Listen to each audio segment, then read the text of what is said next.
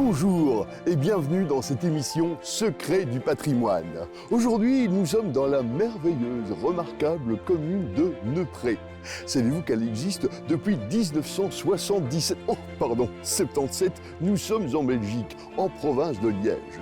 Cette commune compte plus ou moins 10 000 habitants et elle doit son nom à 4 anciennes communes, puisque le nœud de Neupré nous vient de Neuville-en-Condroz, le P de Plainevaux, le R de Roterinière et le E de Éun-Haut. Nous allons vous faire découvrir ces pépites architecturales et ces sites remarquables avec la complicité des enfants du conseil communal. Alors, je vous invite à me suivre.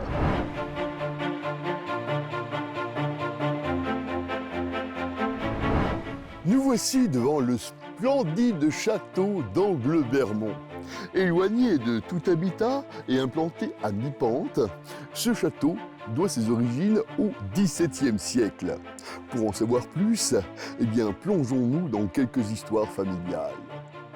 Tout commence avec Pierre de Bex, bourgmestre de Liège, qui fut jugé pour sédition et trahison envers l'autorité princière. Il est condamné à mort par le tribunal des échevins et laisse derrière lui une veuve, Ida de Halling. Le père de Ida, François de Halling, avait acquis le château vers 1640. La descendance de Pierre de Bex fut héritière du château actuel pendant les générations. D'épousailles en épousailles, le chevalier Adolphe de la Mine en hérite au XIXe siècle. Un château actuel? Comment ça?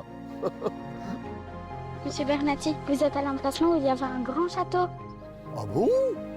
En 1890, la famille de la Mine fait ériger un splendide château beaucoup plus imposant que l'actuel. L'histoire raconte même que les enfants apprenaient à faire du vélo à l'intérieur. Et voilà, encore un coup des Allemands, ça. Ils détruisaient tout à l'époque. Mais non, il a été détruit plus tard. Nous en reparlerons après.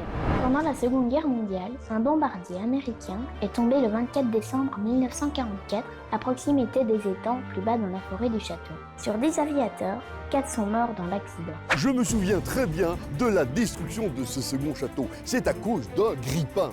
On savait qu'il fallait le réparer. Mais pas du tout, c'est un tracteur. Un tracteur.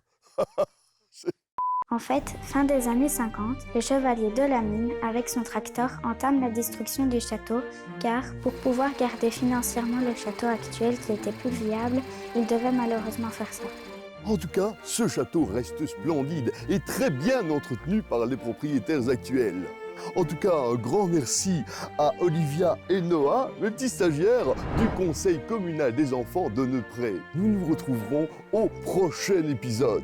Alors à bientôt pour Secret du patrimoine.